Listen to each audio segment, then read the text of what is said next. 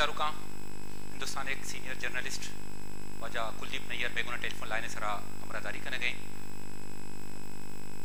आदाब अर्ज़ है कुलदीप नैयर साहब। जी आदाब। कुलदीप नैयर साहब, 2.5 साल बाद तातुल के बाद दोनों मुल्कों के दरमियान मुज़ाकरात का सिलसिला शुरू हो गया है। क्या आपके तवक्कात हैं और क्या उम्मीदें हैं आपकी?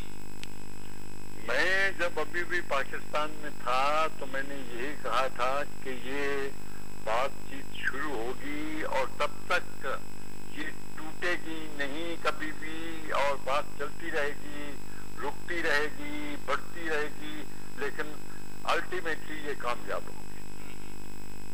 तो बीच में तातुल क्यों आ जाता है?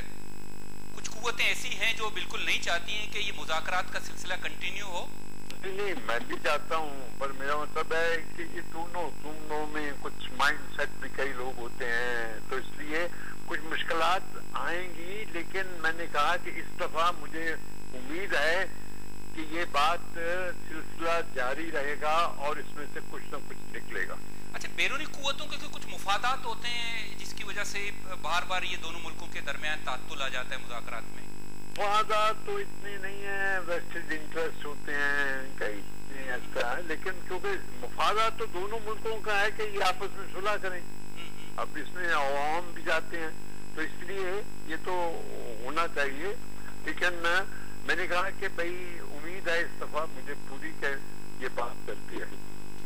इस पूरे प्रोसेस को इंडिया की मीडिया किस तरह देख रही है? इंडिया में बहुत इस बात पे खुशी है कि भाई देखिए ये बातचीत शुरू हो गई है। हाँ, ये लोग कुछ कहते हैं कि देखिए जी उन्होंने अभी तक 26/11 का कुछ नहीं किया, पर चलिए शायद यहाँ पे कुछ हो जाएगा, तो इसलिए ये बात कि भाई यहाँ भी लोग कहते हैं कि ये बात जो भी है आपस का फर्क या कोई झगड़ा वो बातचीत से तय होना चाहिए, और ये एक बहुत बड़ा मौका है।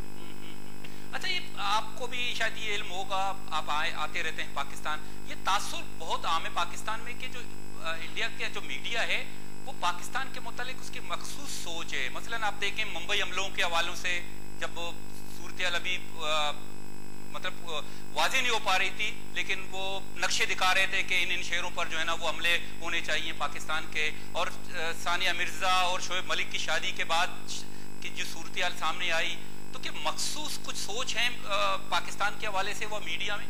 नहीं, ये जो आप बात कह रहे हैं ना, कुछ हद तक कुछ अखबारों पर मौजूद है, कुछ चैनल्स में मौजूद है, जैसे आपसे भी करते रहते हैं, लेकिन आम मैं बात कर रहा हूँ जो ख्वाहिश है वो ये ख्वाहिश है कि भाई आपस में अच्छे तल्कात हों।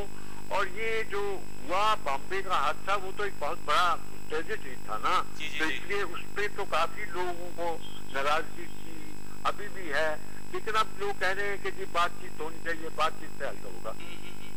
कुलदीप भैया साहब, आप क्या समझते हैं कि दोनों मुल्कों के जो मीडिया है क्या ऐसे तरीकेकार वज़ा करें, क्या ऐसा मैकेनिज्म बनाएं कि कम से कम वो जज्बातियत के बजाय वो एक प्रोफेशनल अंदाज में, जिम्मेदाराना अंदाज में दोनों मुल्कों के माबैन वो रिपोर्टिंग कर सकें? कि दोनों तरफों के जो मीडिया मैन हैं, चाहे वो टीवी में हैं चाहे वो अखबारों में हैं, उनका कसूर काफी हद तक है, लेकिन अब बाहर से तो कुछ कहा नहीं जा सकता, क्योंकि वो तो फिर फ्रीडम ऑफ प्रेस में होगा। यही है कि इनको एडिटरों को मिलाया जाए, एडिटरों को और जो एडिटरों की आपस की कोई गिल्ड हो या कोई अंजुमन हो उसको मिले, ताकि आपस में बैठ के ये एक दूसरे से जो उनकी गलतफहमी है उसको दूर करें। और कोई तरीका नहीं, क्योंकि बाहर से कोई तरीका लाएगा तो लोग सब छोड़ मचाएंगे कि देखा बाहर से हो रहा है, और होना भी नहीं चाहिए, क्योंकि फ्रीडम ऑफ एक्सप्रेशन रहना चाहिए। बहुत बहुत शुक्रिया मोहतरम कुलदीप नैयर साहब। मूसा कलीम साहब, ये बहुत इम्पोर्टेंट इशू है कि दोनों मुल्कों का जो मीडिया है, वो आपने खुद बात की कि किसी हद तक वो आगे हो जाते हैं मुज़ाकरात के अमल के हवाले से, लेकिन जब कोई इशू हो जाता है तो जज्बाती हो जाते हैं, फौरन जो है ना वो शुरू हो जाती है ना। जी बिल्कुल, तो क्या ऐसा मैकेनिज्म बनना चाहिए, क्या ऐसे तरीकेकार वज़े होने चाहिए कम से कम के अखलाकियात के दायरे में, और एक प्रोफेशनल अंदाज में जो है ना वो रिपोर्टिंग होनी चाहिए? एक तो मैंने अर्ज़ किया पहले कि जैसे एक तो तमाम इनको जो ना मुज़ाकरात का सिलसिला ख़ासतौर से ये जो इलेक्ट्रॉनिक मीडिया है शुरू करना चाहिए आपस मतलब ये कि अपने डिबेट्स के प्रोग्राम्स कि जिसमें वो फ़वाइद और नुकसानात दोनों पे बहस करें और फिर तय करें कि इसमें ज़्यादा फ़ायदा है और आपस में ताल्लुकात खुशगवार होने के लिए। तो ये एक तो ये इससे थोड़ी सी एक आवाम में थोड़ा सा एक वो चीज़ जाएगी। और दूसरी बात ये है कि हमें मतलब अफसोसनाक बात यह है कि दोनों तरफ के जो अखबारात रसाइल और जो चैनल्स हैं वो एक दूसरे के पास बंद हैं, बैन हैं, आते हैं थोड़े बहुत लेकिन नहीं उस तरह से ये लीगल है। तो दोनों मुल्कों में कम से कम ये बिल्कुल बैन नहीं होनी चाहिए। हाँ, बैन नहीं होनी चाहिए। और एक मेरी गुजारिश है बल्कि मेरी सजेशन ये भी हो सकती है, इसमें गौर किया जा सकता है कि एक मुश्तरका बिजनेस हो, एक मुश्तरका मार्केट हो दोनों की। मिसाल के तौर पे यहाँ के अखबारात दिल्ली में जाएं, बॉम्बे में जाएं, वहाँ के अखबारात लाहौर आएँ, कराची आएँ। उससे ये होगा, एक तो ये पाबंदी हटे दोनों तरफ से, उससे जो फ़ायदा जो होगा वो ये होगा कि दोनों तरफ के लोग थोड़ा सा संभल के रिपोर्टिंग करेंगे, थोड़ा संभल के उसमें अपने जो चीज़ें होंगी उसमें जो शाया करेंगे या जो नशर करेंगे उसमें थोड़ा सा मोहतात होंगे। और उससे क्योंकि जाहिर है कि अगर यहाँ का कोई अखबार है और वो वहाँ भी जा रहा है तो उसको वहाँ के लोगों को नाराज़ तो नहीं करना है, तो वो ऐसी कोई बात नहीं करेंगे जो उनको इरिटेट करे या उन पे जो है खामखा उनको जो है बेजार करे या उससे नाराज़ करे। और इसी तरह वो लोग हमारे बारे में जब बता रहे होंगे तो एक एहतियात का पहलू रखेंगे। तो ये मुश्तरका अगर एक मार्केट बन जाती है और इस तरह का बैन हटके और इस तरह इसमें कोई देखभाल की पेशरफ्त होती है तो मेरा ख्याल है कि दोनों तरफ का मीडिया थोड़ा संभल कर थोड़ा और जिम्मेदाराना रवैये का मुजाहरा करेगा और इससे दोनों तरफ के लोगों को पता चलेगा कि नहीं भाई ये जो कह रहे हैं तो बात ठीक है, और वो कन्विंस भी होंगे। जो यहाँ के मसाइल हैं वो उन तक पहुँचेंगे, उनके मसाइल यहाँ तक पहुँचेंगे और उसमें कोई तंज कोई खामखा की सनसनीखेज़ी नहीं होगी और कोई बहुतान तराशी नहीं होगी, इल्ज़ामात का सिलसिला भी थोड़ा सा उसमें रुकेगा और एक पॉजिटिव चीज़ सामने आएगी। मेरा ख्याल है कि एक मुश्तरका जो मार्केट है उस पर गौर करना चाहिए। अच्छा शिमोरम साहब, एक इम्पोर्टेंट बात मूसा कलीम साहब ने बताई कि जो अखबार जराइद और रसाइल पर जो पाबंदी है वो तरसील के वो हटनी चाहिए ताकि दोनों मुल्कों को पता चले और इससे यकीनन बेहतर होगी, रिपोर्टिंग के हवाले से एहतियात बरती जाएगी। और क्या ऐसे पॉइंट्स हो सकते हैं कि दोनों मुल्कों के जो मीडिया है कम से कम वो इस हवाले से? देखिए बात यह है कि ये एक तो उसूली बात है कि साहब ये जो पाबंदी है आपस में जो अखबार रसाइल और जराइद की जो तरसील एक दूसरे को उस पर पाबंदी उठनी चाहिए। ये एक फ्रीडम ऑफ दी प्रेस का भी और फंडामेंटल राइट्स का भी मसला है। लेकिन लकीली इंटरनेट की फैसिलिटी ने अब वो जो पहले रुकावटें थी वो इंफॉर्मेशन का जो फ्लो जो रोकना चाहती थी हुकूमतें उस बैरियर को तोड़ दिया है।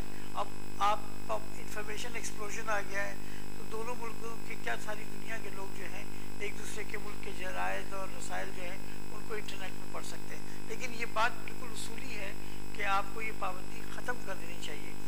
तो जो चाहे भेजे जो चाहे नहीं भेजे उसकी।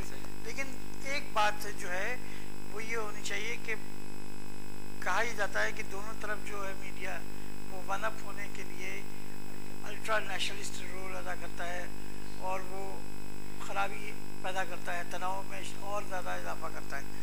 उसके लिए जिस तरीके से कुलदीप नैयर ने कहा कि साहब एडिट्रान वगैरह से मुलाकात होनी चाहिए, तो मैं ही समझता हूँ कि ये जिस तरीके से एक्सचेंजेस होते हैं मीडिया के अंदर इलेक्ट्रॉनिक मीडिया के लोगों की और प्रिंट मीडिया के लोगों की, एडिटर्स की और इनके एक्सचेंजेस बहुत फ्रीक्वेंट होने चाहिए ताकि वो जो आएँ वो यहाँ लोगों से मिले, एक फ्रीली मिले, जहाँ चाहे जाएँ, अपनी स्टोरीज लिखें ताकि उनको भी पता चले कि यहाँ के लोग क्या समझते हैं, हमारे लोग वहाँ जाएँ। और ये जो आपकी जो प्रोफेशनल ऑर्गेनाइजेशन एसोसिएशंस हैं, यूनियंस हैं, इनके दरमियान कोऑर्डिनेशन होनी चाहिए ताकि वो इन विजिट्स को ऑर्गेनाइज करें। सिर्फ एक विजिट से नहीं होगा, साल में 2-3 इस किस्म के एक्सचेंजेस हों ताकि एक चीज़ और बहुत अहमियत रखती है। हम लोगों का ज़्यादातर फोकस रहता है कि जो मेट्रोपॉलिटन या अर्बन जो मीडिया है उसके ऊपर फोकस कि क्या छाप रहा है क्या नहीं छाप रहा है। हिंदुस्तान में अगर आप जाएँ तो वहाँ का जो वर्नाकुलर प्रेस है वो बहुत ज़्यादा इम्पॉर्टेंट है, और वो जो लोगों का माइंडसेट बनाता है, जिन इश्यूज़ को वो रेस करता है, उसमें कितना पाकिस्तान फिगर करता है या इंडो पाकिस्तान रिलेशन फिगर करता है या नहीं करता, ये आप उसको जब पढ़ेंगे तो अंदाज़ा होगा।